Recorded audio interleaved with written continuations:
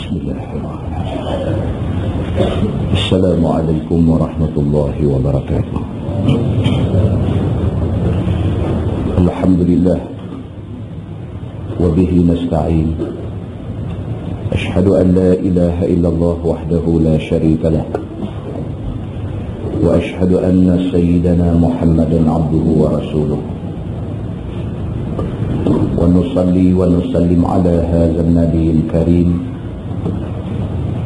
سيدنا وحبيبنا ومولانا محمد الأمين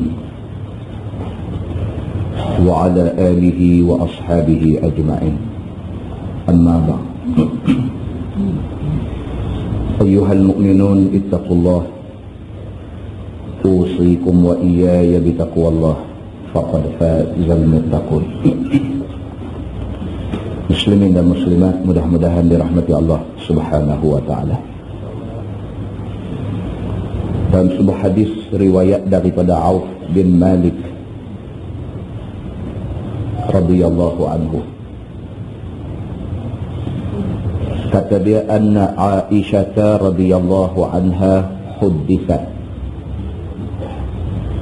anna Abdullah ibn Zubair radhiyallahu anhuma qala fi bai'in aw ata'in a'tathu Aisyah radhiyallahu anha, wallahi latantahiyanna Aisyatu aw la ahjuranna 'alayha. Qalat ahuwa qala hadha? Qalu na'am. Qalat huwa lillahi 'alayya nazrun an la ukallima ibn Zubair abada.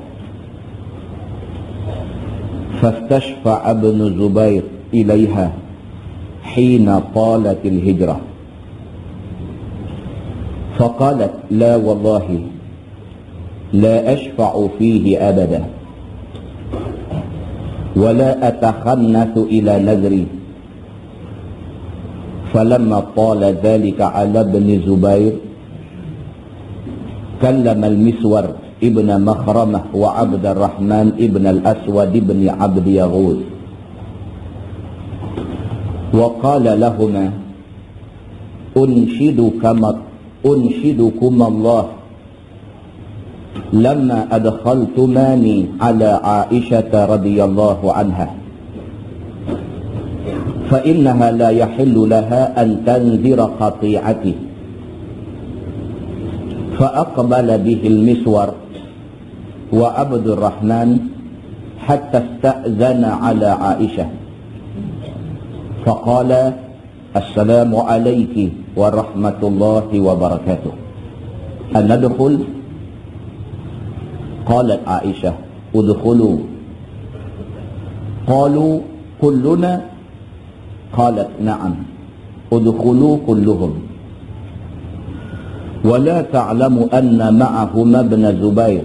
فلما دخلوا دخل ابن زبير الحجاب فأعتنق عائشة رضي الله عنها وطفق يناشدها ويبكي. وطفق المسور وعبد الرحمن يناشدانها إلا كلمته وقبلت منه ويقولان إن النبي صلى الله عليه وسلم نهى عما قد عملت من الهجرة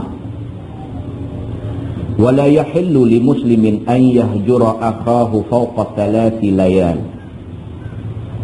فلما أكثروا على عائشة من التذكرة والتحريج طفقت تذكرهما وتبكي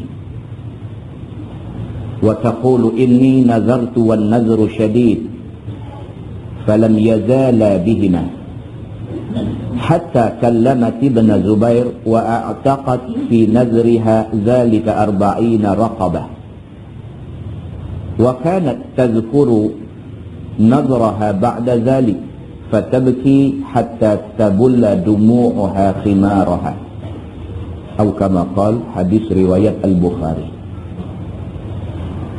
Dalam hadis ini seorang sahabat Nabi yang bernama Auf bin Malik radhiyallahu anhu, dia menceritakan Kata dia, Aisyah radhiyallahu anha menceritakan hadis ni kepadanya. Kata Aisyah radhiyallahu anha, sesungguhnya pada satu hari Abdullah bin Zubair radhiyallahu anhuma tegur dia. Abdullah bin Zubair ni anak angkat Aisyah, yang juga anak penakan dia. Abdullah bin Zubair ialah anak kepada Asma'. Asma' adalah adik kepada Aisyah. Oleh kerana Aisyah radhiyallahu anha dia menikah dengan Nabi, dia tidak ada anak, maka dia ambilnya anak angkat yang merupakan anak penakan dia, anak kepada Asma', adik dia. Satu hari anak angkat dia ni, anak angkat yang dia amat sayang ni, Abdullah bin Zubair ini, satu hari tegur dia. Abdullah bin Zubair tegur Aisyah mak angkat dia yang juga isteri Nabi SAW kerana kata dia Aisyah radhiyallahu anha telah membeli satu benda yang tidak perlu. Dia tuduh kata Aisyah ni membazir. Anak angkat tegur mak angkat, dia tegur, dia kata mak angkat dia ni, isteri Nabi ni membazir. Ni kejadian ni berlaku setelah wafat Nabi SAW. Nabi tak ada dah. Maka dia tegur Aisyah radhiyallahu anha kerana kata dia Aisyah ni telah membeli benda yang tidak perlu. Kata Abdullah bin Zubair, wallahi la tantahiyanna Aisyatu aw la ahjuranna 'alaiha. Dia kata demi Allah, dia kata aku akan stop Aisyah ni daripada buat macam tu, dan aku akan halang dia daripada buat macam tu. Dia kata Aisyah isteri Rasulullah ni telah belanja duit dengan cara yang tidak sepatutnya. Duit tu pula duit Baitul Mal. Aisyah setelah wafat Nabi SAW, dia diberi belanja oleh kerajaan pada masa itu dengan duit yang diambil daripada Baitul Mal. Duit tu bagi ke dia untuk buat belanja hidup. Kemudian pula Abdullah bin Zubair kata Aisyah telah menggunakan duit tu secara membazir. Maka dia kata wallahi aku akan stop dia daripada belanja membazir ni. Itu isu ni. Benda ni sampai kepada Aisyah. Sebelum sempat lagi Abdullah bin Zubair pergi jumpa Aisyah, sebelum sempat Abdullah bin Zubair pergi tegur Aisyah, sebelum tu lagi ada orang pergi sampai dah dekat Aisyah. Dia sampai kepada Aisyah, dia kata wahai Aisyah, dia kata anak angkat kamu Abdullah bin Zubair kata dia nak tegur kamu, dia nak stop kamu daripada buat benda yang tak elok ni. Kamu dituduh membelanjakan duit secara membazir. Aisyah bila dengar berita ni, dia kata huwa qala hadha, dia kata betul ke anak angkat aku kata kat aku macam ni? Betul ke hampa saja buat cerita nak bagi aku masam muka dengan dia, ataupun betul dia kata kat aku sungguh macam tu? Aisyah kata qalu na'am. Jawab orang yang pergi report ni, jawab orang yang pergi sampai berita ni, na'am, ya betul, memang Abdullah bin Zubair kata kat kamu macam tu. Dia kata kamu membazir guna duit ni. Qalat, kata Sayyidatina Aisyah, dia kata huwa lillah alayya nazrun an la ukallima bin Zubair abada. Dia kata dengan nama Allah Subhanahu wa taala, dia kata aku bernazar aku tidak akan bercakap dengan Abdullah bin Zubair ni sampai bila-bila. Marah. Kerana dia kata kat aku macam tu, aku bela dia daripada kecil, aku besarkan dia daripada kecil, aku buat macam-macam ke dia. Oleh kerana aku dah banyak jasa kepada dia, tiba-tiba dia tergamak kata kat aku macam tu. Dia kata aku membazir duit Baitul Mal yang orang bagi ke aku. Dengan kerana dia kata macam tu, demi Allah, dia kata aku tak mau bercakap dah dengan dia ni abadah, sampai bila-bila aku tak mau bercakap dah. Aisyah marah kepada Abdullah bin Zubair. Kata hadis ni, dia kata fastashfa'a ibn Zubair ilaiha hina talatil hijrah. Ibn Zubair pula lepas daripada peristiwa ni, bila dia pergi, Aisyah memang tak mau bercakap dengan dia sungguh. Aisyah ni mak angkat dia, mak penakan dia, isteri Nabi pula lagi. Tiba-tiba buat tak mau bercakap dengan dia, buat diam dengan dia, buat tak mau nak layan dia, dia tak seronok. Dan apabila tempoh masa Sayyidatina Aisyah radhiyallahu anha tidak mau bercakap dengan dia, ambil masa yang panjang, lama dah. Pi, Aisyah tak mau layan dia. Pi, Aisyah tak mau cakap dengan dia. Dia tak seronok. Maka dia minta tolong kepada orang lain. Tolong jadi orang tengah. Bagi dia baik balik dengan Aisyah. Faqalat. Bila orang tengah pergi jumpa Aisyah. Sampai dekat Aisyah. Dia kata, wahai Aisyah, Ibnu Zubair minta maaf dekat kamu. Dia kata dia silap apa lagu-lagu ni. Harap-harap kamu baik baliklah dengan dia. Jawab Aisyah kepada orang tengah ni, la wallahi. Dia kata. Ini kebiasaan orang Arab. Dia kalau marah, kalam ni dia mesti keluar ni. La wallahi. Dia kata, tidak, demi Allah tidak. Dia kata, la ashba'u fihi abada. Aku tak mau dengar syafaat daripada siapa-siapa. Aku tak mau bercakap dengan Ibnu Zubair ni. Aisyah marah. Wala atakhannatu ila nazri. Dan aku sekali-kali tidak akan kianat kepada nazar aku. Aku sudah bernazar, aku tidak mau bercakap dengan dia. Aku tidak akan kianati nazar aku tu. Aisyah tegas. Falamma tala dhalika ala ibn Zubair. Masa selepas daripada itu masih lagi dalam keadaan Aisyah tidak mau bercakap dengan dia. Tala, masa yang panjang, tempoh masa yang panjang selepas daripada itu pun Aisyah tetap tidak mau bercakap dengan Ibnu Zubair. Bahkan dia tak bagi Abdullah Ibnu Zubair main rumah dia. Marah sungguh nampak ni. Kata dia, falamma qala dhalika ala ibn Zubair sallama al-Miswar ibn Makhramah wa Abdurrahman ibn al-Aswad ibn Abdi Yahud. Abdullah ibn Zubair apabila Aisyah tak mau bercakap dengan dia begitu punya lama, tak seronok dia. Dia pergi jumpa dua orang sahabat Nabi, yang seorang nama Al-Miswar dan yang seorang yang bernama Abdurrahman. Dia pergi jumpa dua orang sahabat ni, dia minta tolong mereka ni sungguh-sungguh. Aku minta tolong sungguh-sungguh dekat kamu dua orang. Tolonglah, dia kata, apa cerita pun buat supaya aku boleh bercakap elok balik dengan mak angkat aku ni, dengan Aisyah radhiyallahu anha ni. Tolonglah aku, dia kata. Wa qala lahumah, kata Abdullah ibn Zubair, unshidukum Allah lamma adkhaltumani ala Aisyah radhiyallahu anha. Dia kata, aku tuntut kamu dengan nama Allah, tolonglah bawa aku supaya aku boleh berjumpa dengan Aisyah ni.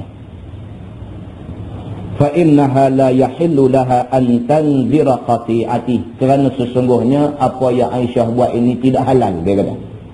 Tidak boleh Aisyah tak mau bercakap dengan aku lebih daripada 3 hari 3 malam. Sesungguhnya perbuatan Aisyah bernazak tidak mau bercakap dengan aku sampai selama-lama ni, ini perbuatan tidak halal. Tolong aku, dia kata, supaya aku bercakap balik dengan Aisyah ni.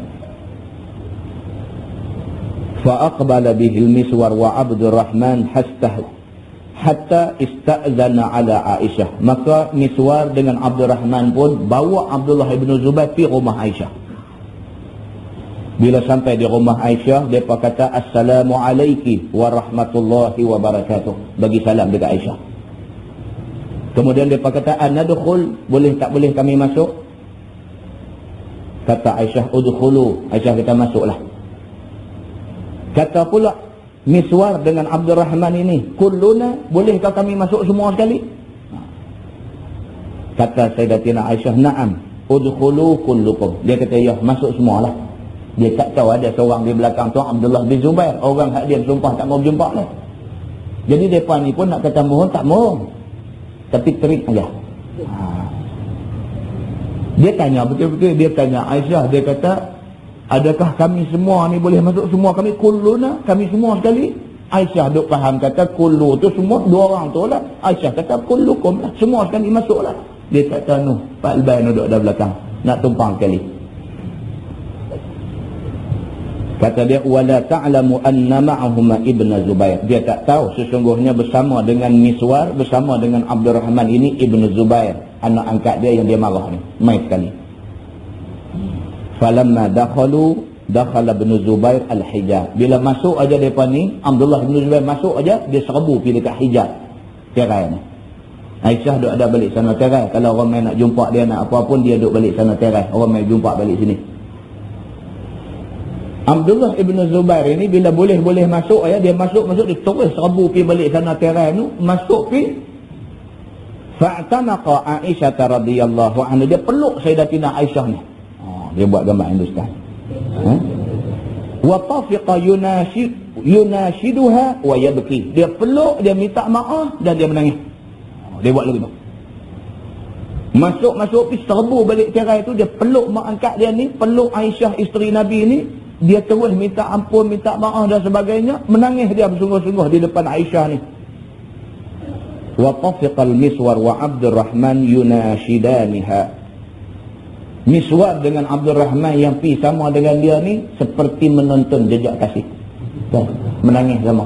Menangis tengok ni anak angkat dengan mak angkat yang satu masa dulu punya akrab, punya rapat, punya baik, tiba-tiba jadi krisih, tiba-tiba sampai tak bertembok sekian punya lama, tiba-tiba hari ni boleh masuk balik, dia pi peluk dengan menangis dengan minta ampun. Miswar dengan Abdul Rahman yang jadi orang tengah tadi pun tak boleh tahan dah sebab menangis sama mereka pun. Sambil-sambil menangis, sambil-sambil mereka ni nasihat kepada Sayyidatina Aisyah. Illa kallamathu wa qabilat minhu. Mereka kata, wahai Aisyah, cakaplah balik dengan Ibnu Zubair ini. Wahai Aisyah, terimalah balik dia sebagai anak angkat kamu. Sudahlah, hak lepas-lepas sudahlah, baik baliklah kamu ni. Miswar dengan Abdul Rahman nasihat Aisyah. Dan kata kedua mereka ni, Inna Nabiya sallallahu alaihi wasallam naha amma qad amilti minal hijrah. Mereka kata sesungguhnya Aisyah, Nabi sallallahu alaihi wasallam larang kamu daripada kamu buat kerja boikot orang macam ni. Tindakan kamu pulau Ibnu Zubair ini, tindakan kamu tidak mau bercakap dengan dia ni, sesungguhnya tindakan kamu ni tidak disukai oleh Nabi sallallahu alaihi wasallam. Kata mereka lagi, wala yahillu li muslim an yahjura akhahu fawqa salasi layal. Dia kata Nabi sallallahu alaihi wasallam juga masa hidup Nabi dulu, Nabi kata orang Islam tidak halal bagi dia boikot ataupun pulau saudara dia lebih daripada 3 hari 3 malam. Dia peringat balik Aisyah ni. Falamma aktharu ala Aisyah min at-tazkirah tafiqat tuzakkiruhuna wa tabki. Bila banyak sangat tazkirah duk bagi ke dia, orang duk peringat dia, orang duk nasihat dia, banyak sangat orang duk kata macam tu, maka akhirnya menangislah Sayyidatina Aisyah radhiyallahu anha ni. Wa taqul, dan kata dia, inni nazartu wan nazru syadid. Dia kata sesungguhnya aku dah bernazar tidak mau bercakap dengan budak ni. Dia kata wan nazru syadid, dan sesungguhnya nazar aku ni nampak berat sangat. Dia kata pasal aku nazak, bukan aku nazak tak mau bercakap dengan dia seminggu, bukan aku bernazak tak mau bercakap dengan dia sebulan, tapi aku bernazak tidak mau bercakap dengan dia abadah sampai bila-bila. Maka sesungguhnya kata dia wan nazru syadid, sesungguhnya nazak yang aku buat tu nampak berat sangat. Falam yazala bihima hatta kallamat ibni Zubair. Maka dia pun berhentilah perbuatan dia memulau Ibnu Zubair ini semata-mata kerana Ibnu Zubair tegur dia ni, dan bermula daripada hari itu dia bercakap balik dengan Ibnu Zubair. Wa a'taqat fi nazriha zalika 40 raqabah, dan sebagai nak menyelesaikan sumpah nazak dia, maka dia memerdekakan 40 orang hamba. Apa dia kifarah sumpah? Kita kalau dah kita bersumpah, lepas itu kita rasa sumpah tu kita tak boleh turut, kita nak langgar sumpah, kita kena bayar kifarah. Kifarah ataupun denda sumpah. Denda sumpah apa dia? Denda sumpah yang pertama, merdekakan seorang hamba. Ataupun yang kedua, sebab dia jenis boleh pilih. Kalau kita tidak boleh merdekakan seorang hamba, kita kena bagi makan 10 orang miskin. Bagi makan ataupun bagi pakaian kepada 10 orang miskin. Dan kalau tidak boleh buat yang tu, kita kena puasa 3 hari. Ini kena ingat, kita kalau kita ada bersumpah, kemudiannya kita rasa kita tak boleh nak turut sumpah kita, bermaknanya kita nak melanggar sumpah, kita kena bayar kifarah sumpah. Kena bayar. Orang Melayu ni kadang mulut capui, dia bersumpah ikut suka dia, ikut sedap dia. Marah sikit dia kata, wallahi aku tak main dah rumah hang ni. Sumpah tu. Sebulan, 2 bulan lepas tu duk teringat, pergi baliklah, dia berkali buat apa. Nak pergi balik itu kena bayar kifarah sumpah. Pasal apa? Pasal kita sudah melanggar sumpah.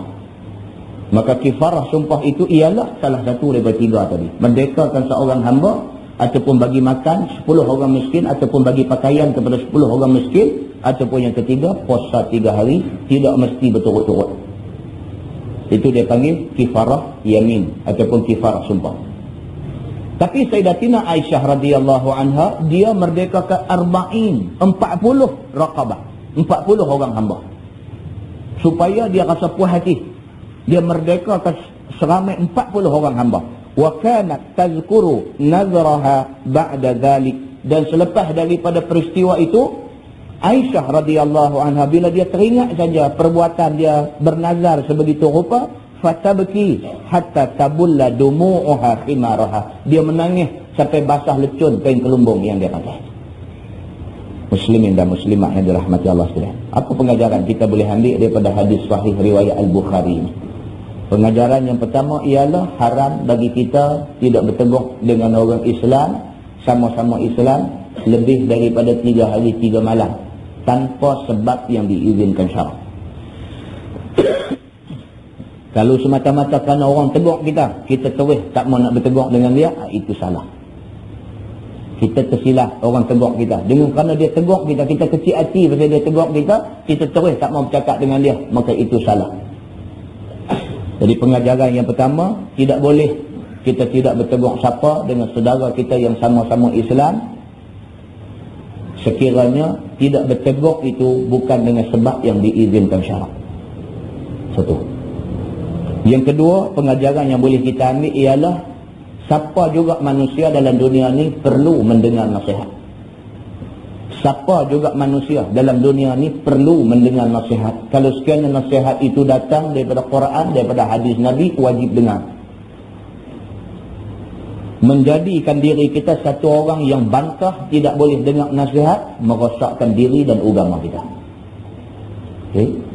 So makna dia, kita kena faham bahawa kita sebagai manusia, sebagai orang Islam, kita kena dengar nasihat. Kena dengar. Kerana mustahil kita boleh jadi diri kita satu orang yang betul semua sampai tak ada salah. Mustahil. Sepandai-pandai kita, sealim-alim kita kadang-kadang buat salah. Maka jangan sekali-kali kita jadikan diri kita ni orang yang duduk dalam satu tembok besar yang siapa pun tak boleh masuk dalam tembok tu untuk bagi nasihat kepada kita. Tak boleh. Dan yang ketiga, janganlah jadikan diri kita ni orang yang mudah sangat nak bersumpah. Kerana sumpah ni kadang-kadang dia memakan diri kita. Kerana kita tidak sanggup untuk melaksanakan apa yang kita sumpah. Nah, mudah-mudahan mukadimah itu memberi manfaat kepada kita semua, insyaAllah.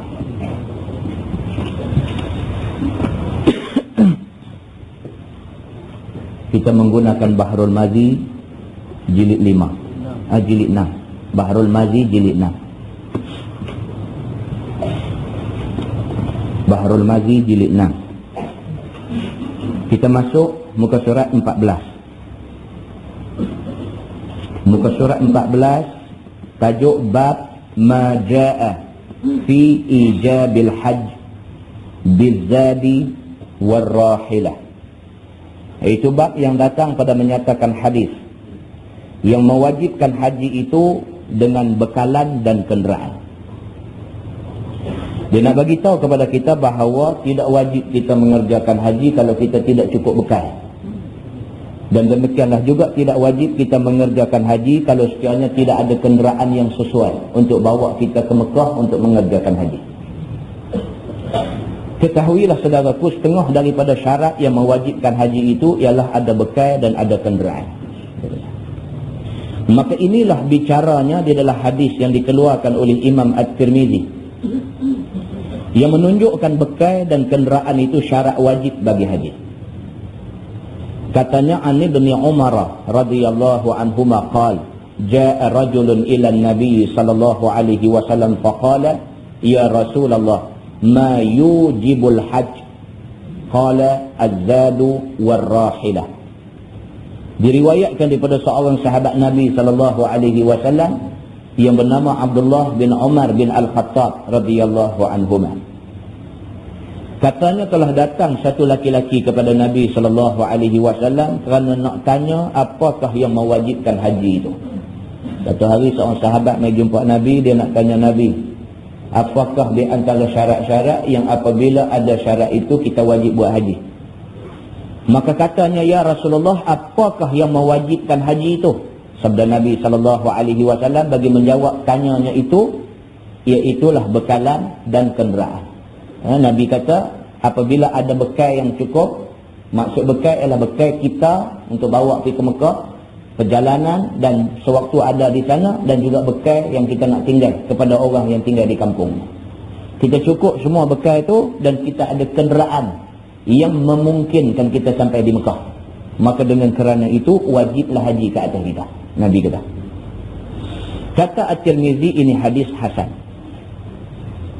Baik, kemudian masalah tu bekal haji dan air. Kita tak payah baca lah sebab dia tidak relevan dengan kita.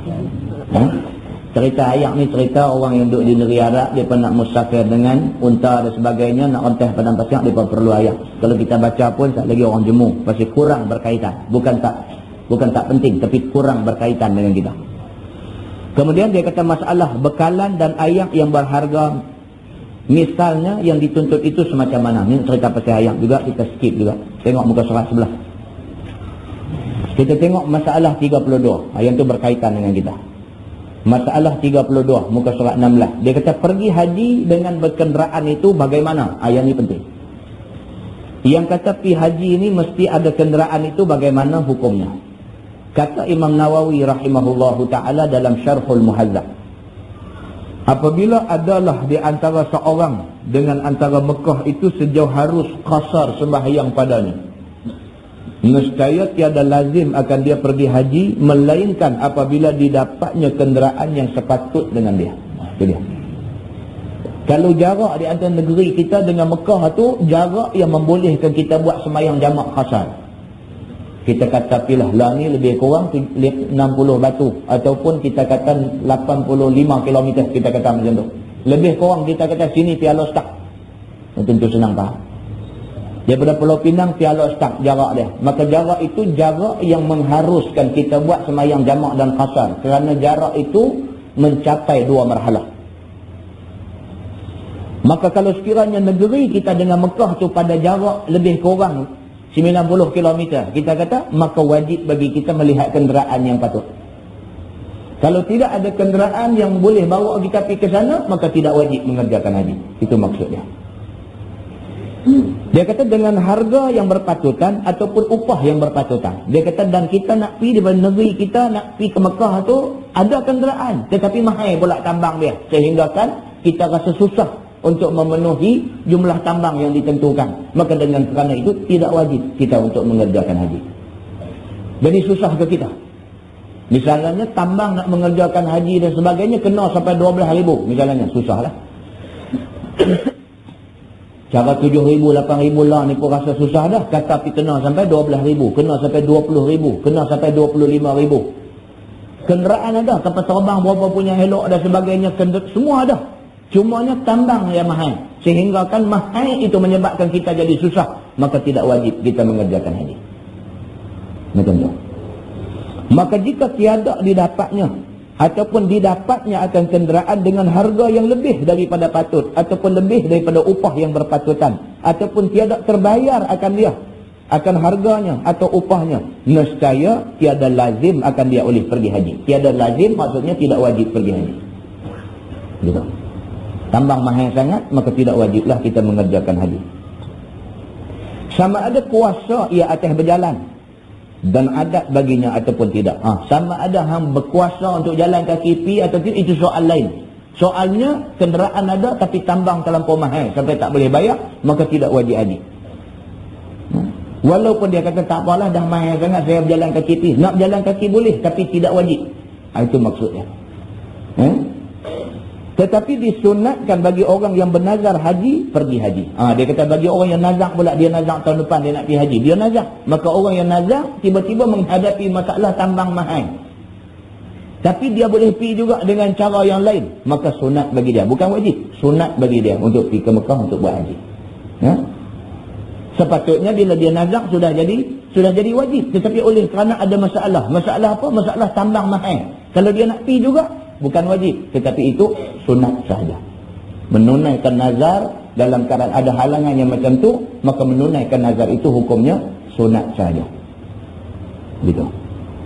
Baik, kemudian di bawah tu masalah dia kata pergi haji dengan tiada kenderaan yang ada muhmil. Apa hukumnya? Ini pun tidak perlu baca. Pasal muhmil itu maksudnya unta yang di atas unta tu dia buat macam rumah sikit lah. Atas unta dia buat macam pondok tu. Habuan orang perempuan duduk. Jadi nak tutup tirai supaya orang tidak nampak dia. Ini cerita tu kita tak payah baca. Dia tengok masalah 35. Dia kata masalah pergi haji itu disyaratkan berkenderaan perginya dan baliknya kah? Adakah kita nak pergi haji ni syarat dia ada kenderaan pergi dan balik? Ataupun syarat ada kenderaan pergi saja, balik kita kira kemudian kah? Macam saya cerita dalam kuliah dulu, cerita tentang jemaah haji yang saya jumpa di lapangan terbang Jeddah. Daripada Eritrea. Dan Eritrea, kita sampai di Jeddah, kita nak balik tu tengok mereka penuh. Mereka saja penuh dalam lapangan terbang Jeddah tu. Kita tengok ada seorang duduk bersila atas bangku dengan cermin mata tebal dia, dengan sorban besar dia. Kemudian ada seorang duduk sebelah pula, duduk baca Quran kat dia. Kemudian depan orang pakat duduk depan dia. Bila kawan ni baca Quran berhenti, dia nanti cakap dalam bahasa Eritrea. Kita pun pergi duduk sebelah dia, tanya dia, apa habang, apa semua lagu ni. Dia pun syok dengan kita boleh cakap Arab, pasal dia boleh cakap Arab. Ni hak cepet tebal ni, dia boleh cakap Arab. Kita tanya dia mai daripada mana, dia habang Eritrea. Kita pun cari tak jumpa lah betul tang mana Eritrea, dia tak tahu. Tak tahu Eritrea. Mana pula negeri Eritrea ni dia tanya. Dia pun duduk terang lah Eritrea ni negeri tani. Kita tanya dia duduk kerja apa. Kita tanya ni hak duduk ramai-ramai ni kerja apa. Semua falahun. Semua mereka ni petani semua. Kerja. Dia kata ya anak, dia kata anak yang ra'i ghanam. Dia kata aku ni orang yang kerja bela kambing aja. Dia kata di sana. Oh, dia ke Mekah buat ni. Dia kata ni sampai terbang pukul apa? Dia kata anak musyarif, tak tahu ke apa. Kita ni nak balik dia nak tak tahu ke terbang pukul apa. Kata pasal apa tak tahu. Dia kata aku duk ada di sini, dia kata sejak 3 hari lepas dah. 3 hari lepas dah duk ada di airport Jeddah tu. Macam mana boleh jadi macam tu? Kapal terbang tak mai ke apa ke? Kita tanya dia. Dia kata dah, mereka ni tunggu kalau ada kapal terbang yang tempat barang tu kosong. Oh dah haji, puak-puak ni buat haji. Mereka tunggu belah kesian daripada kerajaan Saudi, daripada apa nama ni Saudi Air ni, kalau sekiranya tempat barang, mereka tak duduk atas bangku buat ni. Mereka masuk dalam gerobok barang tu. Kalau sekiranya ada kapal terbang yang nak pergi ke belah negeri mereka yang tempat barang tu kosong, mereka nanti naik lah. Dan berapa orang naik dulu, dan berapa orang naik dulu. Begitu. Dan kerajaan Arab Saudi pun bagi mereka naik ni. Macam tu. Kalau nak ikut dari segi hukumnya tidak wajib mereka ni pergi ke Mekah. Tapi mana boleh tahan rindu nak pergi ke Mekah ni? Mana boleh tahan? Boleh kita bayang tak daripada kita kenal Islam, daripada kita jadi orang Islam, daripada kita kenal tikar semayang, kita duduk semayang ni, kata-katanya kita semayang ni menghadap Kaabah. Boleh bayang tak kita ni daripada umur budak-budak dulu semayang menghadap Kaabah sampai hari ni, sampai umur kita dah 70-80 tahun, sampai umur dah 8-90 tahun, kita tak pernah tengok lagi Kaabah dengan mata kita sendiri. Boleh bayang tak macam mana rindunya hati kita nak tengok? Aku orang Islam, aku duduk semayang, duduk katanya, duduk menghadap Kaabah. Kaabah tu aku tak pernah tengok dengan biji mata aku. Sedangkan Nabi kata, an-nazaru ilal Kaabah ibadah. Nabi kata, tengok Kaabah tu sudah dikira ibadah. Tak teringin kita nak pergi nak tengok Kaabah tu sekali. Nak tengok biar lawas biji mata kita. Nampak Kaabah sebiji hitam terseragam hebat tu ada depan kita tu. Langut nak tengok ke atas dengan langit membiru elok di atas tu. Teringin nak pergi. Jadi puak ni pun Eritrea ni kalau nak tunggu kan mereka betul-betul ada duit, boleh naik kapal terbang lagu jemaah di Malaysia tu naik kapal terbang pergi ni, mungkin hampir mustahil bagi mereka yang kerja belah kambing ni. Maka mereka tak peduli dah soal wajib ke tak wajib, ini soal lain. Soalnya kami nak pergi Mekah. Ada peluang, ada kesempatan, kami nak pergi Mekah. Maka mereka berkira dengan pihak Saudi dan sebagainya begitu ni, akhirnya mereka ni bagi dengan cara naik tempat barang, naik. Pakat duk naik tu, saya tanya, dia kata duk peluk sama-sama mereka tu, peluk macam kapal terbang nak take off, nak landing, nak apa tu bergegang tu, pakat duk peluk sama-sama ni takut jatuh berguling kat dalam tempat barang tu. Punya nak pergi Mekah puak ni. Saya ingat puak-puak ni Tuhan bagi kat mereka berasa haji mabrur ni, bagi kat mereka. Bersungguh nak pergi Mekah ni. Tu bila kawan sebelah tu baca Quran, baca habis baca, dia nanti syarah ni, tafsir kepada ayat yang kawan ni baca, dia nanti syarah. Semua pakat duk dengar syarahan dia. Dosa ambil Quran bagi kat kita kalau kita baca. Kalau kabut kita bukan jenis orang ahli lagu kan, nak baca kita tak apalah baca. Begitu. Tu dia. Ni tuan-tuan, kalau kita nak bercakap tentang orang yang cinta kepada Islam ni banyak tuan-tuan ada. Satu dunia ni banyak orang yang cinta dekat Islam. Sehingga kecintaan mereka kepada Islam ni sampai mereka sanggup susah, sungguh-sungguh punya susah semata-mata kerana Islam. Muslimin dan muslimat yang dirahmati Allah sekalian. Jadi dalam masalah ni dia nak bicarakan tentang adakah kita pergi haji itu disyaratkan ada kenderaan pi saja ke balik tiap kemudian ke, ataupun syarat dia mesti pasti ada kenderaan pi dan kenderaan balik barulah wajib kita pergi ke Mekah untuk buat haji. Kata Imam Nawawi rahimahullahu taala dalam Syarah Al-Muhazzab, telah muwafaqah ashab kita bahawasanya apabila seseorang hendak pergi naik haji, ada meninggalkan ahli ataupun keluarga di negerinya, disyaratkan kuasanya atas ada bekalan dan kenderaan dan sekalian belanja haji pergi dan baliknya. Dalam mazhab Asy-Syafi'i dia kira macam tu. Kalau kita yang nak pergi ke Mekah buat haji ni sedangkan kita ada keluarga, maka wajib bagi kita pastikan kita ada duit cukup, duit tambang pergi balik, dan kita ada makanan yang cukup untuk makan masa perjalanan pergi perjalanan balik dan masa duduk di sana, dan juga ada duit dan ada bekalan untuk makanan yang ditinggalkan kepada keluarga yang ada di kampung. Komplit semua benda ni ada, baru wajib buat haji. Begitu. Maka jika ada bekalan dan kenderaan dan sekalian belanja itu bagi pemergiannya sahaja, tidak ada bagi kembalinya, nescaya tiada lazim akan dia pergi haji dengan tiada khilaf. Kalau tak cukup, kita ada tambang habuan pi saja, tambang habuan balik tak ada, maka kita tidak wajib untuk pergi buat haji. Dan sepakat ulama mengatakan tidak wajib, tidak ada khilaf di kalangan ulama. Semua ulama kata tak wajib. Begitu. Maka jika tiada ada baginya ahli dan tiada pula keluarganya, maka padanya dua wajah yang masyhur. Ini pula kisah orang bujang. Orang bujang dia tak ada tanggungan apa, keluarga nak jaga tak ada, anak bini apa tak ada, dia kira lone ranger, dia seorang aja. Macam mana pula dengan orang ni? Dia kata dan yang telah muwafaqah ashab atas yang lebih asahnya, disyaratkan kuasanya atas ada bekalan dan kenderaan dan sekalian belanja haji pulangnya. Pun juga ulama kata hang bujang kan, lone ranger kan, Robin Hood ke apa ke, hang kena ada belanja pi belanja balik serupa tu juga. Kalau tidak wajib. Itu maksudnya. Tetapi tiada dilazimkan dia apabila tiada kuasa ia atas yang demikian itu, dan tidak diwajibkan atas dia. Begitu. Masalah orang yang berhutang, wajibkah dia pergi haji? Yang ini penting. Sebab masyarakat kita ni dengan hutang ni biasa.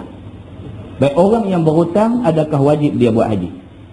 Kata Imam Nawawi dalam Syarah Al-Muhazzab, telah berkata sahibul Muhazzab begini, jika ada pada seseorang itu barang pembeli bekalan dan kenderaan padahal ia berhajat untuk membayar utangnya, nescaya tiada wajib atasnya pergi haji dengan wang itu. Ini kalau sekiranya orang tu ada duit, dan duit itu kalau nak kira cukup untuk tambang pergi Mekah dengan balik, dengan belanja makan dan sebagainya, cukup. Duit yang ada kat dia cukup. Tapi dalam masa yang sama, dia adalah satu orang yang ada hutang. Maka sepakat ulama mengatakan tidak wajib dia pergi haji. Pasal apa? Pasal duit itu lebih utama bayar hutang dulu. Itu maksud dia. Sama ada hutang itu dibayar sekarang ataupun bertangguh lagi. Tak kira. Sama ada hutang dia tu hutang janji nak bayar lala, ataupun hutang tu hutang janji nak bayar esok-esok ni. Itu tak penting. Yang pentingnya hang ada hutang, maka lebih aula, lebih utama hampir clear hutang tu dulu sebelum pergi Mekah buat haji. Begitu. Kerana hutang yang hendak dibayar sekarang itu mau disegerakan, dan kerja haji itu boleh lambat. Dia kata. Kerana hutang ni, bila kita hutang orang, sebaik-baiknya kita bayar cepat. Pasal apa? Pasal kawan yang bagi hutang dia pun nak pakai duit juga. Dia tak boleh. Kita hutang duit dia. Awak dia tak pakai duit. Awak duit dia lebih melimpah jatuh berambut kat jalan begitu. Dah, orang yang kita hutang duit tu pun nak pakai duit juga. Betul lah masa dia bagi kita pinjam duit dia tak pakai duit. Tapi 2-3 bulan kemudian mungkin dia nak pakai duit. Rumah bocor kan dia nak perbaik. Ke anak dia dapat masuk mana, ke dia nak guna belanja besar untuk bagi anak dia sekolah. Ke apa dia nak nikah seorang lagi ke apa.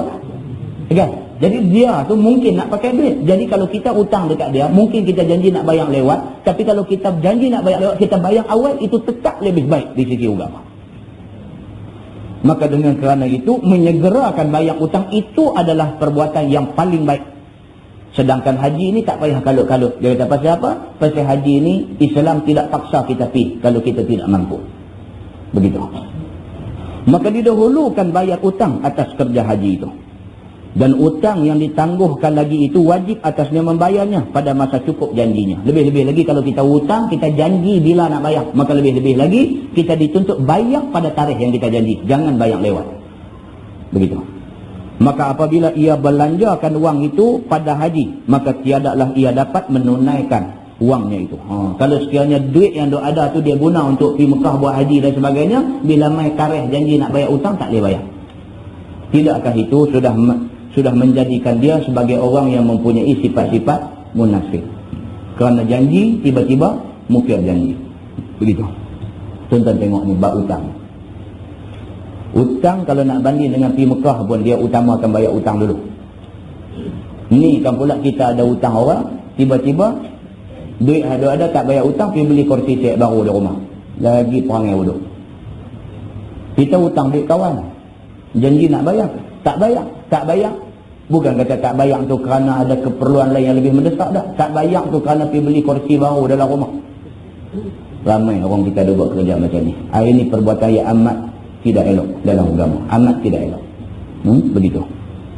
Kata Imam Nawawi rahimahullahu ta'ala, segala yang disebutkan oleh sahibul muhazab itu telah menas atas dia oleh Imam Asy-Syafi'i di dalam Al-Imla, nama kitab dia. Dan telah muwafaqah atasnya daripada dua jalan. Dan telah memutus dengan dia oleh sekalian jumhur ulama dan menaqal oleh kebanyakan mereka itu bahawasanya tiada khilaf padanya. Tak ada khilaf dah. Memang utama bayar utang daripada menggunakan duit yang ada untuk pergi ke Mekah buat haji. Kata Imam Nawawi, telah berkata ashab kita, dan jikalau reba orang yang memberi utang dengan mentakhirkan bayarnya kemudian daripada haji, maka yang demikian itu pun tidak lazim akan dia pergi haji dengan wang pembayaran hutang itu. Itu dia. Kita hutang dekat satu orang, lepas tu kita ada duit. Kita duk ingat nak guna duit tu pergi Mekah. Tapi kita pergi minta izin dekat kawan yang kita hutang dulu. Kita kata ada ni, hutang hang kalau boleh aku minta tangguh tahun depan lah, baru bayar. Pasal apa? Bukan tak ada duit, duit ada tapi aku diingat nak pergi Mekah buat haji tahun ni. Kita kata dekat kawan yang bagi hutang.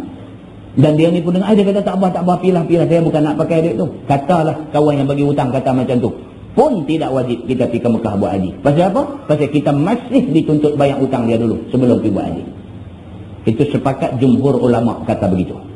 Nampak tak tuan-tuan? Apa yang dia nak tekankan di sini ialah hutang bayar.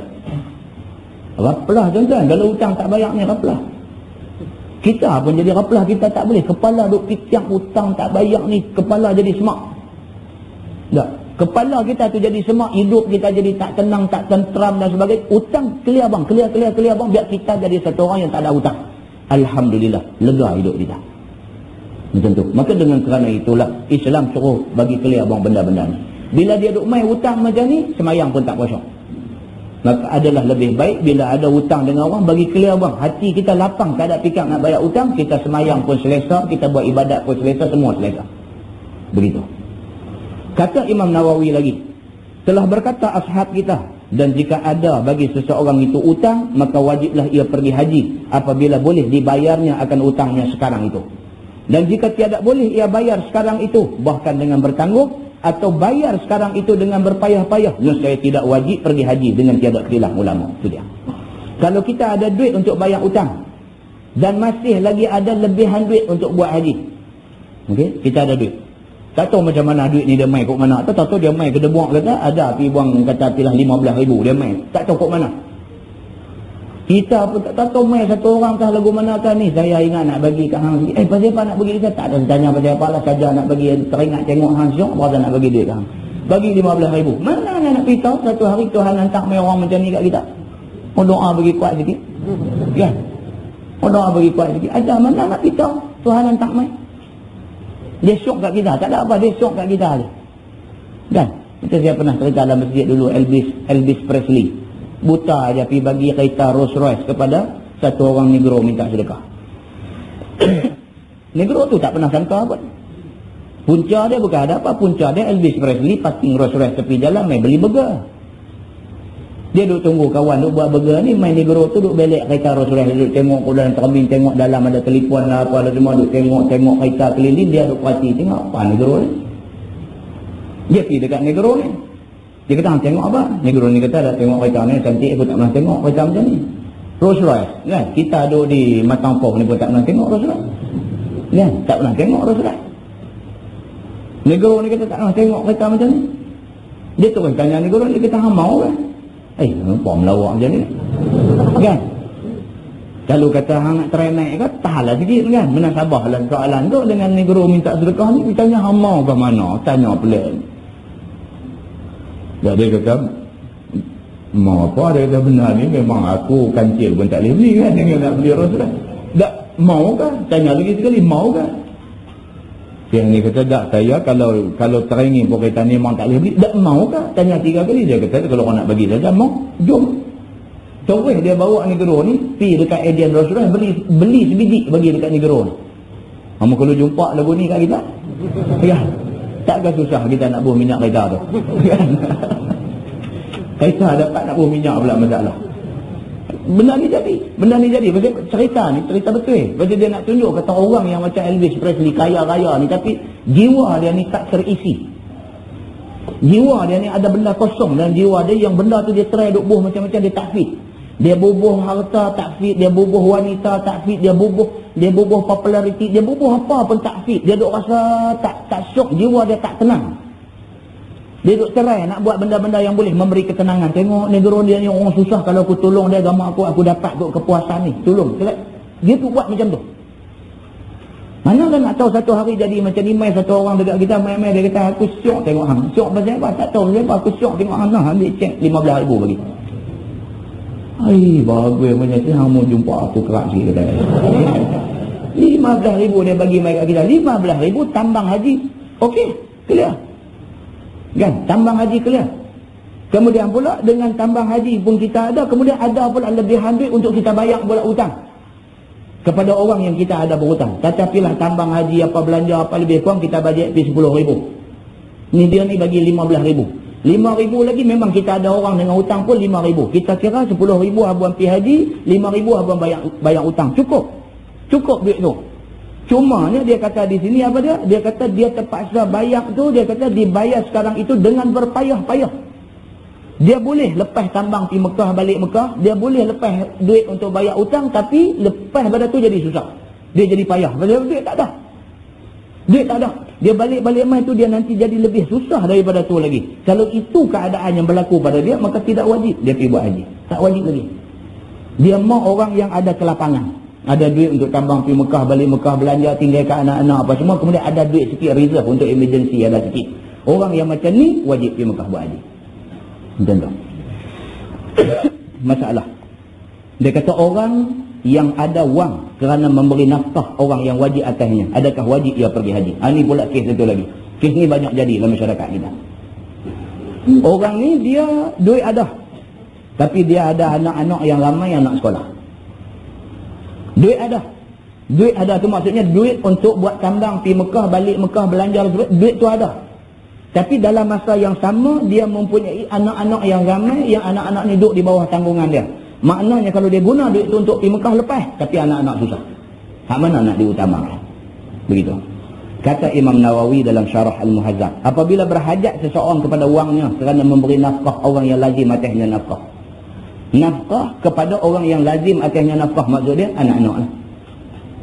Dia ada duit tetapi dia ada anak-anak yang memerlukan dia belanja mereka. Dalam masa pergi baliknya, maka tiada lazim akan dia pergi haji. Kalau sekiranya macam ni, dia tidak nak semua dulu sekali. Kerana nafkah itu berkehendakkan segera dan haji itu berlambatan. Dia kata nafkah anak-anak nak mengaji sekolah ni, duit belanja nak kena lah ni. Sedangkan haji tak dituntut kita. Misalnya kalau agama kata wajib pergi haji sebelum umur 40 misalnya, yang tu kita kena kalut lah. Tapi ni dah, dalam agama kita tidak letak sempadan umur untuk pergi Mekah. Sebaliknya dia letak syarat man istata'a ilaihi sabila. Bagi orang yang mampu untuk pergi ke Mekah menunaikannya, maka orang ni wajib. Maka kita tunggulah bila sampai saat kita mampu. Begitu. Kata Imam Nawawi lagi, dan telah berkata ashab kita, bermula pakaian orang yang lazim akan dia memberi pakaian dan tempat duduknya seperti hukum nafkahnya juga. Dan begitulah hukum sekalian belanjanya. Itu dia Imam Nawawi tambah lagi. Dia kata anak-anak kita dan sebagainya ni adalah orang-orang yang wajib ke atas kita, pastikan makan minum dan pakaian mereka ni. Masalah. Orang yang ada rumah dan ada orang gaji, wajibkah jual rumah dan orang gaji itu untuk pergi Mekah? So dia, sampai nak jual habis harta benda semua pasal nak pergi Mekah, wajibkah? Kata Imam Nawawi dalam Syarah Muhazzab, apabila berhajat seseorang kepada rumah ataupun orang gaji yang mengelolakan jawatan atau kesusahannya dan sebagainya, dan tiada kepadanya barang yang lebih daripada gaji orang dan rumah, maka adakah lazim akan dia pergi mengerjakan haji itu? Baik, kalau sekiranya orang ni dia ada rumah dan dia ada orang gaji yang perlu dibayar gaji, dan dia ada pun takat-takat cukup tu aja, adakah dia wajib pergi ke Mekah? Adakah dia boleh jual rumah tu, jual orang gaji dia dan sebagainya, ambil duit untuk pergi ke Mekah? Kata dia, jawabnya padanya dua wajah. Bermula yang lebih asah daripada keduanya, tidak lazim pergi haji. Tak wajib juga pergi haji. Tak wajib juga dia pergi ke haji. Maka dengan dialah memutus oleh sahibul muhazab dan kebanyakan ulama. Dan mentashih akan dia oleh jumhur ulama. Sepakat ulama kata tak wajib. Ada rumah dan ada orang gaji, adakah sampai peringkat nak kena jual rumah, jual apa semua kerana nak pergi haji? Tidak wajib buat macam tu. Dan setengah daripada orang yang memutuskan dengan dia serta sahibul muhazab, iaitu Al-Qadi Abu Tayyib di dalam ta'liqnya dan di dalam Al-Mujarrad, tu nama kita, dan Ad-Darimi dan Al-Muhamili dan Al-Fawzani dan Al-Baghawi dan lainnya. Banyak ulama yang pendapat begitu. Dan menakal akan dia oleh Al-Muhamili di dalam Majmu' daripada ashab kita, dan menakal akan tashihnya oleh Rafi'i daripada kebanyakan ulama, dan telah diqiyaskan oleh mereka itu akan dia atas kafarah.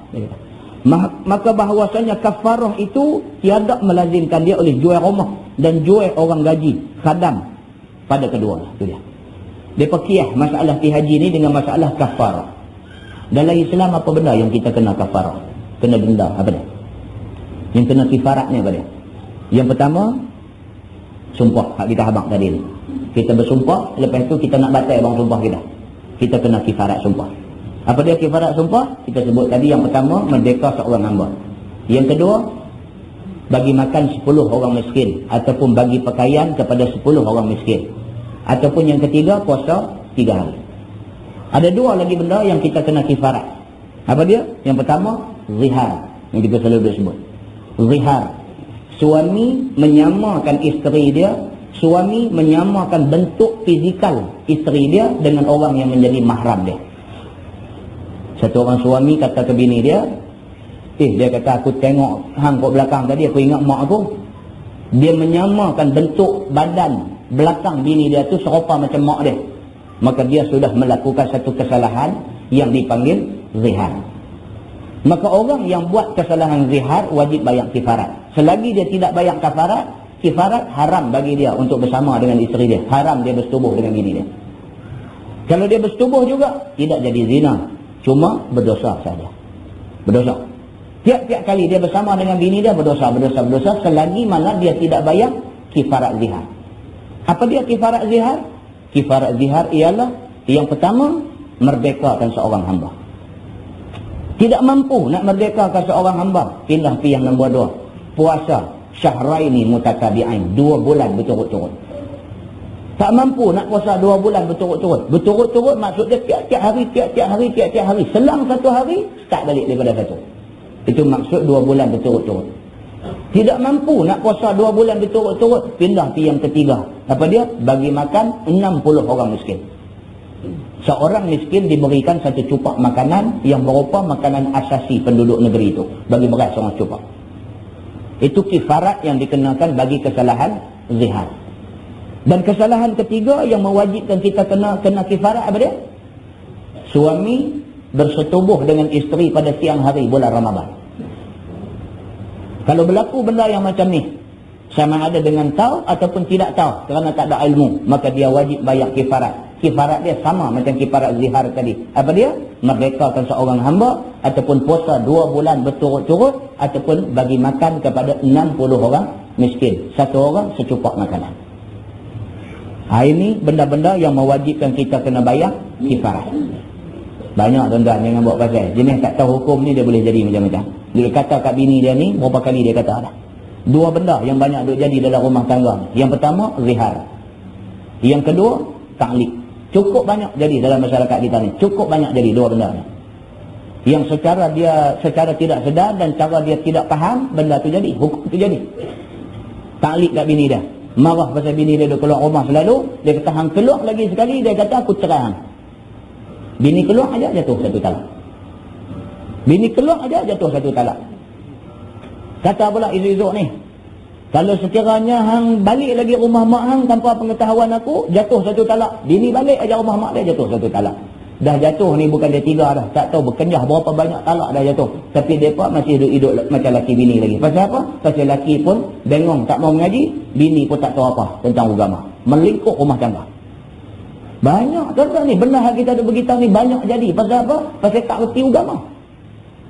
Tu taklid. Zihar ni pula satu lagi. Kata macam-macam kat bini dia.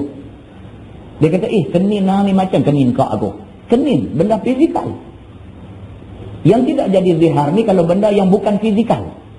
Benda yang bukan fizikal, suara misalnya, bukan fizikal. Dia kata suara hang garuk macam suara mak aku. Itu tidak fizikal, tidak jadi zihar. Tapi kalau benda fizikal, maka sabitlah zihar dia. Dan wajib bagi dia membayar kafarah. Itu cerita dia. Baik, jadi ulama mengkiaskan wajib haji ni dengan wajib bayar kafarah. Dia kata kafarah tu wajib bayar.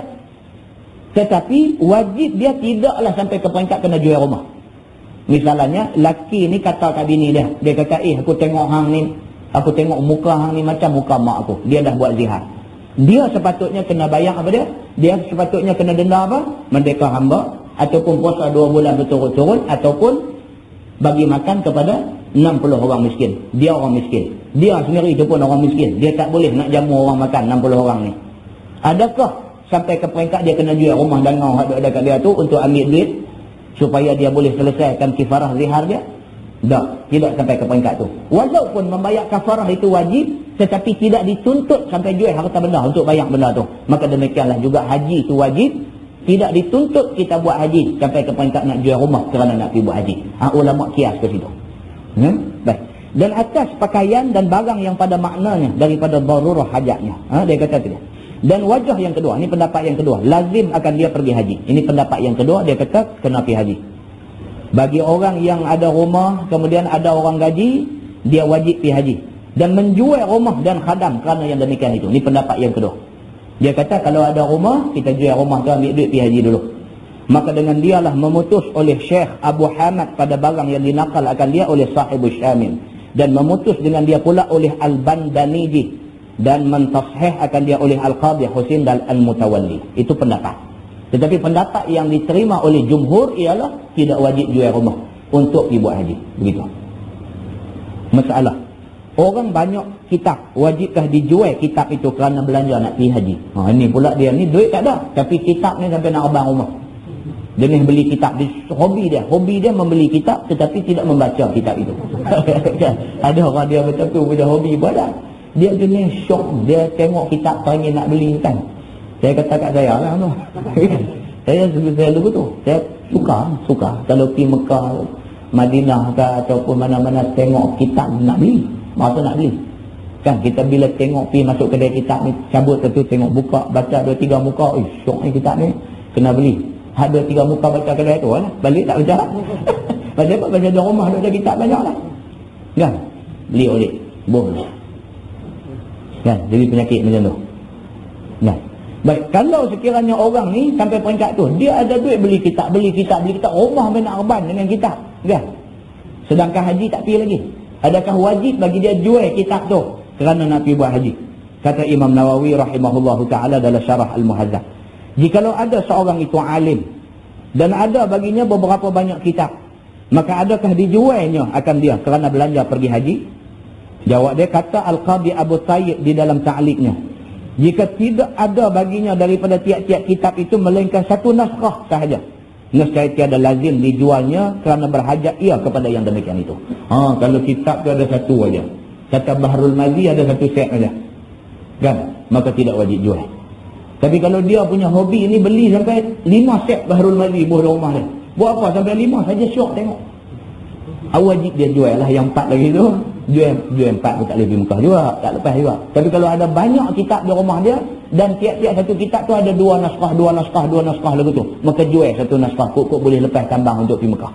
Begitu. Dan jika ada baginya 2 naskah, nescaya lazim akan dia. Lazim makna dia wajib.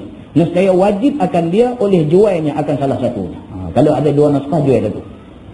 Kerana tiada hajat kepadanya. Sampai 2 naskah nak buat apa? Hak satu naskah tu pun tak ada baca. Tidak ada 2 naskah. Kan? Jadi jual satu. Dia kata. Ini kalau kita kias, kalau kitab pun dia suruh jual satu naskah untuk cari duit pergi Mekah. Macam mana pula dengan orang yang tak pergi Mekah? Jadi rumah ada 5. Ini dalam masyarakat kita dia lagu tu. Mekah tak pergi lagi, rumah ada 5 biji. Kena jual. Rumah lebih-lebih lagi kena jual. Jual ke biji tu pun pergi Mekah tak balik tak pada. Kan? Sebiji rumah dia jual, dia boleh tidur di Mekah tak balik tak pada. Mahal harga rumah. Kena jual. Kena jual. Jadi itu sebab kita kata dalam bab pi haji ni, memanglah haji ni tidak dituntut kalau kita tidak berupaya.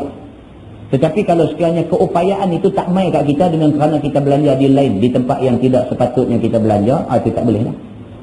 Kan? Yang dikatakan kita ni berupaya setelah kita ada rumah sebiji, ada kenderaan sebiji, kemudian belanja makan minum dan sekolah anak-anak semua lepas. Lepas tu ada lebih habis. Yang tu masuk kita dalam kumpulan yang mampu untuk pergi haji. Tapi kalau duit tak cukup ni, sedia duit tak cukup pasal apa? Pasal ada duit beli rumah, ada duit beli property, ada duit beli property, ada duit beli... yang tu tak boleh. Lagu tu tak boleh kata tak mampu. Pasal sebenar-benar pun dia mampu. Tapi sengaja dia buat bagi jadi tak mampu kerana dia suka kepada yang bermewah-mewah. Yang tu tak mampu. Baik, jadi kalau kitab pun dia suruh jual satu naskah untuk membolehkan kita himpun duit pergi ke Mekah. Dan berkata ia di dalam mujarradnya tiada lazim akan dia berjual kitab-kitabnya, melainkan apabila ada baginya 2 naskah daripada satu jenis kitab, maka wajib jual salah satu daripada keduanya. Dia kata. Masalah dia kata wang hendak dibelanjakan kahwin, adakah wajib dipergikan haji? Ini baca juga sikit lagi. Ingat nak konti lah, tapi pasal main tajuk kahwin ni kita baca sikit lagi. Dia ada duit, tapi duit tu ingat nak kahwin. Nak kahwin kan nak pergi Mekah, nak kahwin kan nak pergi Mekah. Hak mana nak bagi keutamaan? Kahwin ni apa saya mau baca sikit.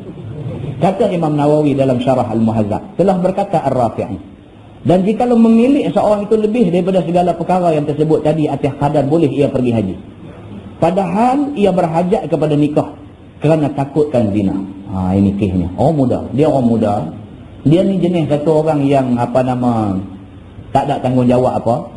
Kita sebut tadi ni jenis Lone Ranger. Dia tak ada tanggungjawab apa. Mak pak pun orang ada duit. Jadi dia tak ada duit ingat duit gaji dia nak belanja. Mak pak tak ada ingat. Pasal mak pak dia duit banyak dan dia perlu minta duit mak pak dia pula lagi. Kan? Jadi dia satu orang yang tidak ada tanggungan. Sekadar keperluan dia, rumah sewa dia, minyak kereta dia semua lepas. Dan dia ada lebihan duit. Yang kalau nak dikira, lebihan duit itu membolehkan dia pergi ke Mekah buat haji. Tapi dalam masa yang sama, dia duk tak agak-agak nak menikah ni. Dan dia pula duk ingat, kalau aku tak menikah dengan budak perempuan ni duk kawan baik dah. Takut saat ni jadi benda-benda tak elok. Mana nak diutamakan? Dia kata, maka dibelanjakan harta itu kepada nikah lebih baik daripada belanja kepada haji. Untuk kes yang macam ni, tim nikah dulu. Tim nikah dulu. Habis menikah, payah pula lah nak pergi Mekah. Pasal apa? Pasal jadi tak cukup lah. Pasal nak belanja 2 orang. Lepas itu pula nak boleh anak, nak belanjakan anak pula. Pergi umur 50 pula nak baru pergi Mekah. Dia jadi begitu. Macam orang kata lah. Macam orang kata kita ni kalau nak sambung belajar. Kita masuk universiti, kita keluar ada ijazah pertama, ada bachelor. Kalau kita ni ada ingat nak sambung buat master ke, ada ingat nak sambung buat PhD ke, pergi buat terus. Habis mengaji ijazah pertama tu pergi buat. Kalau habis mengaji tu menikah, lepas tu pergi kerja dan sebagainya, lepas tu nak buat yang tu nak kata pembohong tak, tapi hampir pembohong. Dia macam tu. Pasal apa? Dia masalah banyak. Dia main rumah tangga, keluarga, anak pinak, nak kena fikir banyak benda dan sebagainya. Bila dia main macam tu, pakai tak siap. Mengaji ni pakai tak siap. Dia jadi tanggungjawab makin bertambah, kerja hak kita nak buat makin banyak juga, jadi pakai tak siap. Jadi kalau betul-betul ada ingat nak buat mengaji sampai habis, mengaji dulu. Terus duduk kira bab menikah, bab kerja, bab apa ni tolak pergi ke tepi dulu, mengaji bagi habis. Macam itulah cerita dia. Jadi dia ni pun kalau sekiranya dia ada bercadang untuk kahwin, kalau dia tak ada cadang untuk berkahwin, pergi buat haji apa semua sahliawah selesai tu, balik mai esok ni baru fikir nak kahwin. Tapi kalau dah dia ada cadang nak kahwin, syarak kata kahwin dulu. Pasal apa? Saat ni dia jadi kelang kabut leceh. Balik-balik haji apa semua dah jadi title haji elok, kena tangkap kaluat pula leceh. Lagi leceh punya dok lah. Dia ni kena tangkap bila dia baru balik daripada haji. Kan? Bau minyak acar hak balik di Mekah nak tak hilang lagi, kena tangkap di hotel mana kan leceh. Yang tu. Jadi selesaikan masalah kahwin ni dulu. Dan inilah ibarat jumhur. Dan mengillah mereka itu akan dia dengan bahawasanya berhajat kepada nikah itu mau segera. Mengillah maksudnya memberi alasan. Memberi alasan ulama ini bahawa berhajat kepada nikah itu kena segera. Dan haji itu boleh kita lambat-lambatkan dia. Wallahu a'lam. Lepas ni kita tengok wang yang hendak diperniagakan, wajibkah digunakan untuk pergi haji? Duit tu kita nak guna modal berniaga, bolehkah kita guna untuk pergi haji dulu dan kita kemudiankan soal berniaga? Wallahu a'lam. Lagi niat nak mengerjakan haji apa semua tak masuk lagi tu. Belum masuk lagi. Lambat, bab ni lambat. Kan? Jadi kalau siapa yang baru daftar haji lagi 3-4 tahun dah lah kot khatam. Okay, kalau nak pergi tahun depan tak ada khatam. Tak ada khatam. Dia cerita itu. Dia banyak cerita. Kita nanti jumpa macam-macam cerita yang berkaitan dengan haji ni, yang bukan sahaja orang yang tak pergi lagi, orang yang nak pergi dah apa esok ni bila dengar dia lagu nak pergi pula sekali lagi. Kan, sama ada dia nak pergi pula tu kerana dulu masa dia pergi dulu dia tak tahu banyak benda, lah baru dia tahu, baru dia teringat nak pergi, ataupun dia nak pergi pula tu kerana dia rasa haji dia buat itu tak apa cantik. Dia nak kena pergi lagi. Inilah pentingnya kita tengok bab ni apa sebenarnya cerita tentang haji.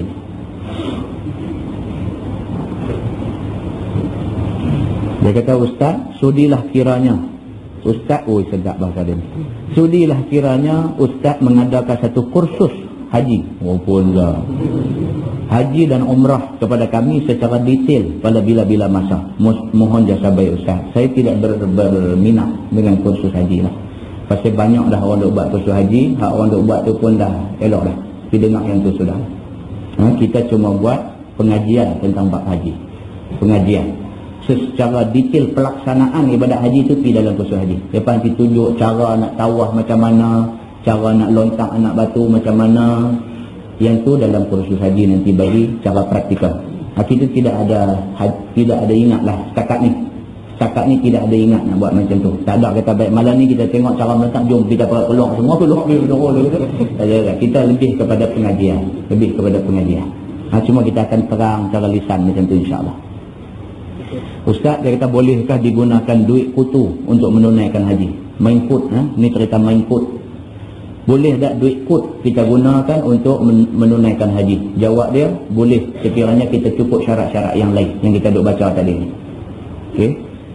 Cukup syarat tu semua. Maksudnya dari segi belanja duit cukup. Cukup belanja untuk kita tambang pi balik, anak-anak duduk di rumah nak makan minum semua cukup. Kemudian kita di samping tu kita ada main kut. Kemudian bila dapat kut tu main kat gilang kita nak guna duit kut tu untuk pergi haji. Boleh tak boleh? Boleh kalau sekiranya syarat-syarat lain dipenuhi. Begitu. Wallahu a'lam. Baik, soalan, bukankah pinjaman wang dengan bank untuk membeli kereta, membeli rumah dan sebagainya dianggap hutang? Apakah hukum mengerjakan haji pada keadaan ini? Baik, hutang ini hutang yang tidak seperti hutang dengan orang.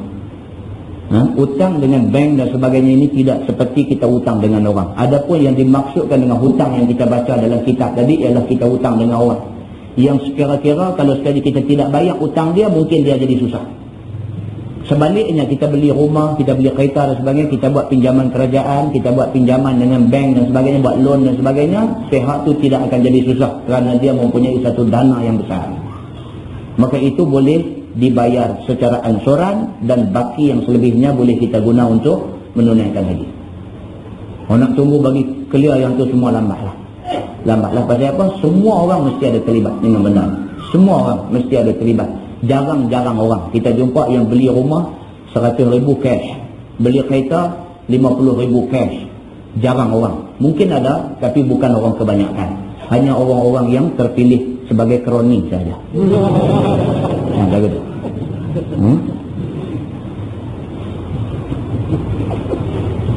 Contoh saja telingan saja, bukan ada apa. Telingan.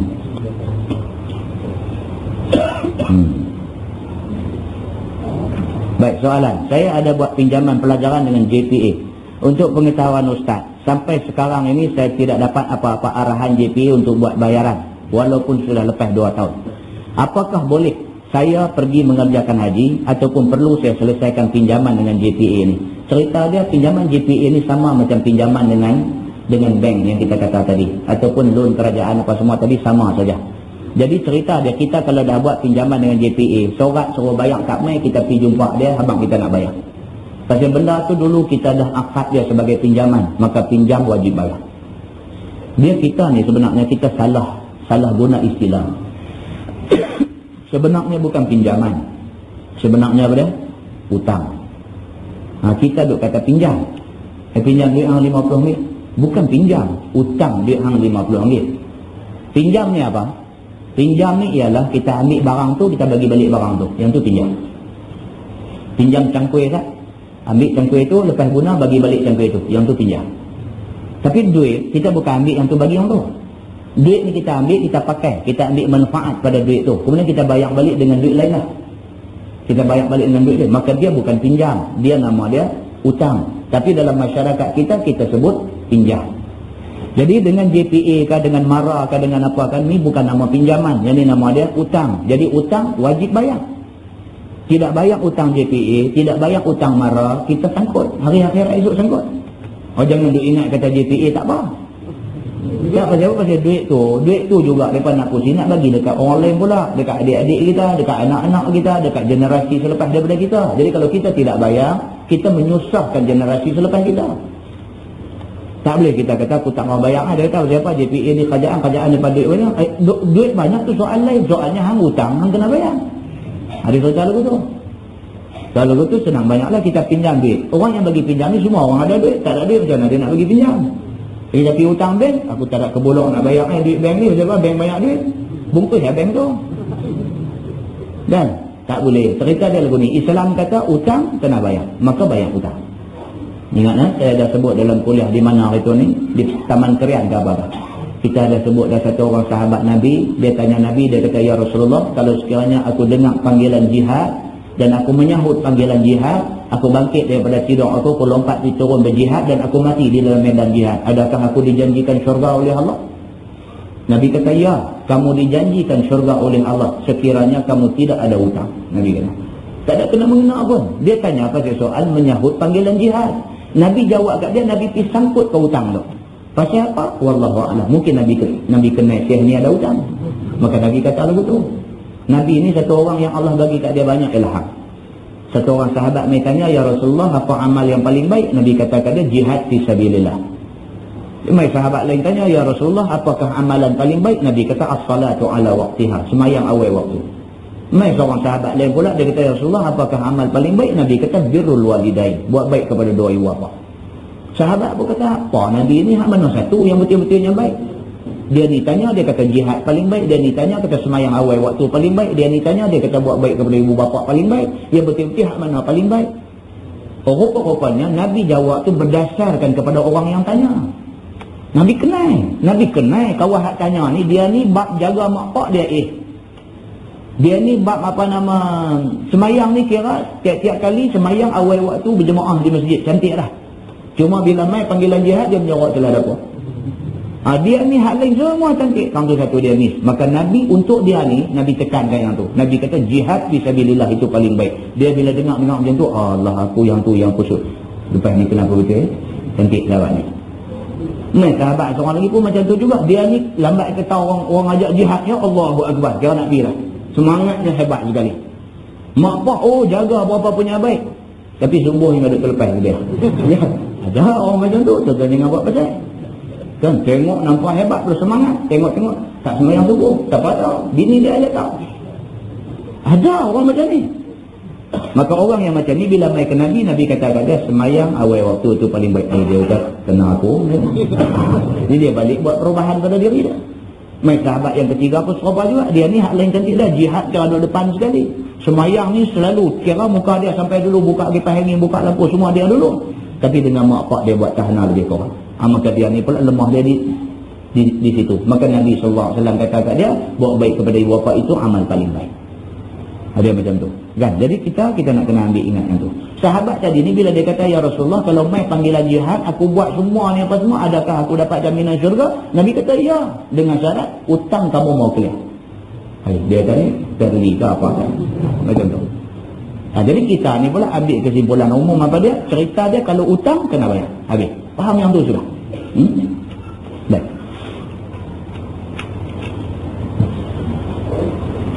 Siapakah Imam Mahdi? Ini tajuk lain terus lah. Apakah benar Imam Mahdi dan Nabi Isa alaihi salam yang ditugaskan untuk membunuh Dajjal? Sekiranya benar, apakah keistimewaan Imam Mahdi berbandingkan dengan Nabi Isa alaihi salam? Baik. Cerita tentang Nabi Isa ini sabit daripada nas yang sahih. Nabi Isa ni spesifik orang dia. Siapa dia? Nabi Isa yang dulu ni. Nabi Rasul yang ke-24 sebelum Nabi Muhammad. Itu Nabi Isa. Spesifik dia seorang, orang lain tak boleh mengaku jadi Nabi Isa. Dan dia sampai hari ini tidak mati. Sebaliknya Allah letak dia di satu tempat untuk menunggu kerja terakhir yang Allah suruh dia buat. Menjelang akhir zaman, dekat dengan kiamat, Allah akan buat turun Nabi Isa. Nabi Isa yang dulu ni juga akan turun menjelang akhir zaman.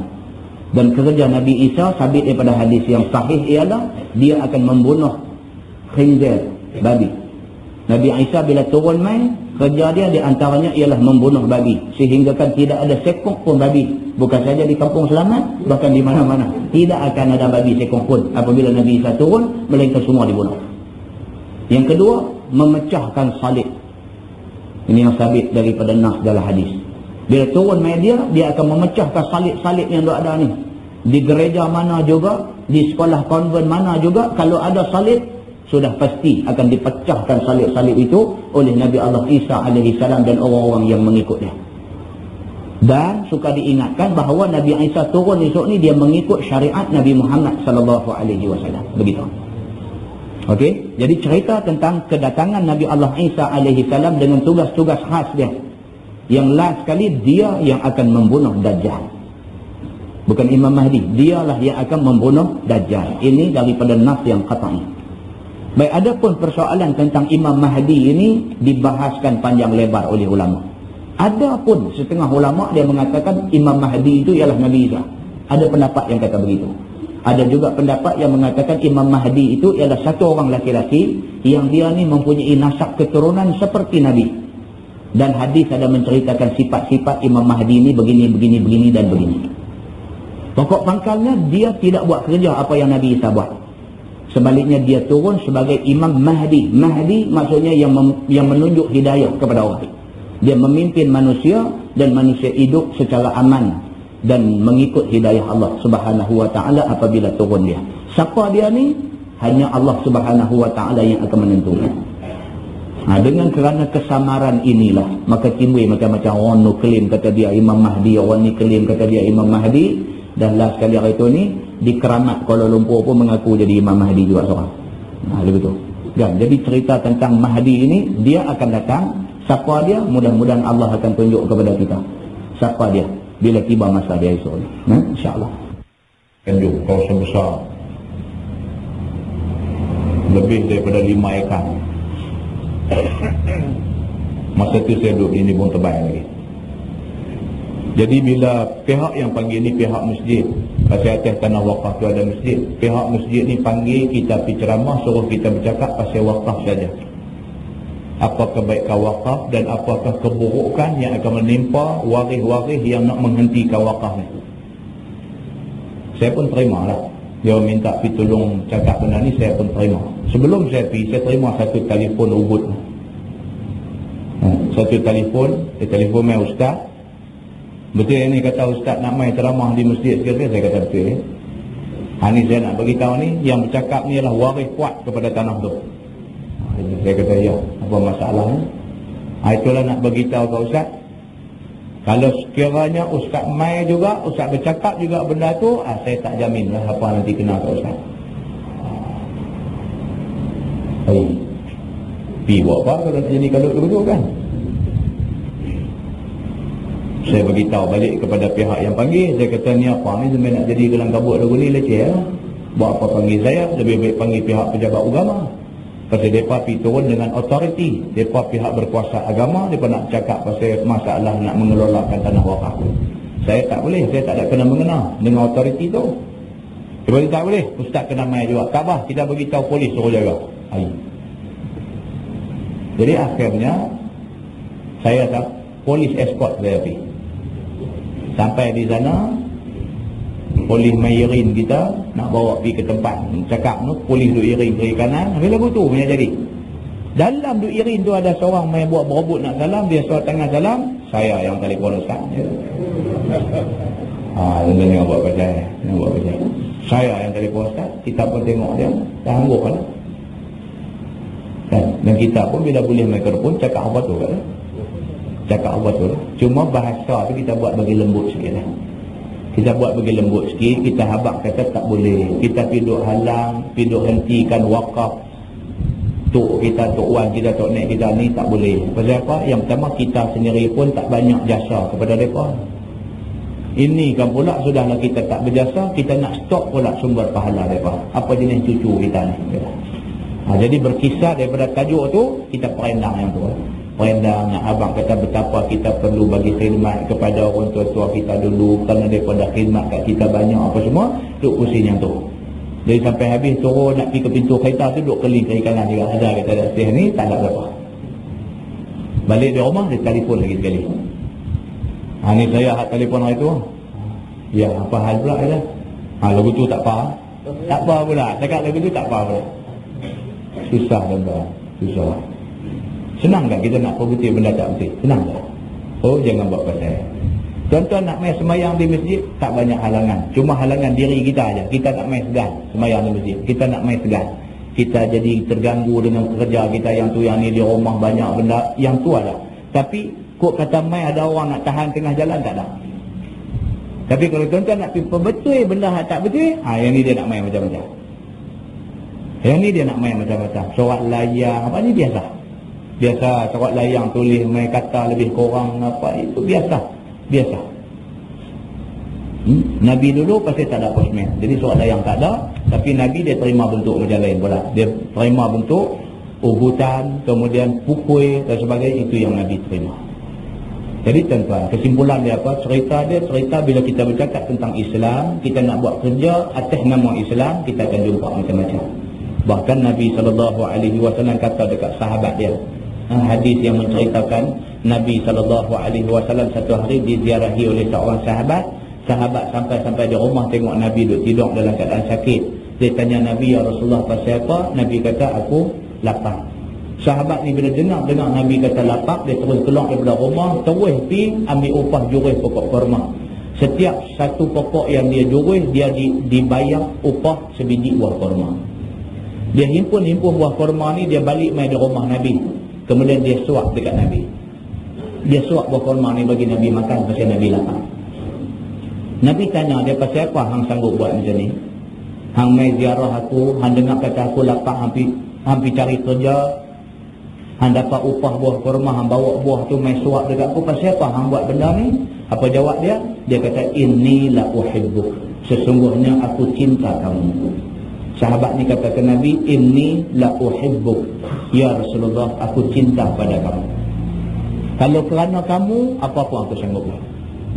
Bukan sahaja main ziarah kamu, itu benda senang. Bukan sahaja pergi kerja cari hasil pendapatan bagi kat kamu, itu senang. Bahkan aku sanggup mati kerana kamu. Inni la uhibbuk, aku cinta kamu. Nabi kata, tak ada betulkah apa yang kamu kata? Dia kata betul. Nabi kata, ketahuilah, kalau betul kamu cinta pada aku, Nabi kata, maka sesungguhnya orang yang cinta aku, ujian akan mai dekat dia. Lebih cepat ujian itu mai daripada air yang turun daripada puncak gunung yang tinggi. Nabi kata, kalau betul-betul hang sayang dekat aku, hang nak buat kerja yang aku duk buat, hang jaga baik-baik, ujian nanti mai dekat hang. Ujian tu nanti mai lebih cepat daripada air yang turun daripada puncak gunung. Nabi kata, fa'a'idda lil bala'i, maka bersedialah kamu untuk menghadapi ujian itu. Itu dia tuan-tuan. Jadi siapa pun macam tu. Anak-anak pun nak berubah, mak pak nanti larang dia. Dia nanti jumpa halangan mula mak pak dia. Mak pak tak suka dengan perubahan anak dia kepada agama ni. Mak pak dia tak suka.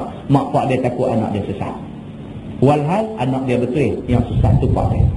Tapi pak tu takut anak sesat. Banyak jadi macam ni. Jadi itu adalah ujian daripada Allah Subhanahu Wa Taala. Sabar di atas ujian itu, Allah sediakan ganjaran besar di sisi dia. Mudah-mudahan Allah bagi kita kekuatan untuk buat kerja agama ni, dan mudah-mudahan Allah Subhanahu Wa Taala redai segala usaha yang kita buat selama ni. Wallahu a'lam. Yang baik itu pada Allah, yang tak baik itu silap saya. Kita tangguh dengan tasbih kifarah dan suratul Asr. Subhanallah. Bismillahirrahmanirrahim.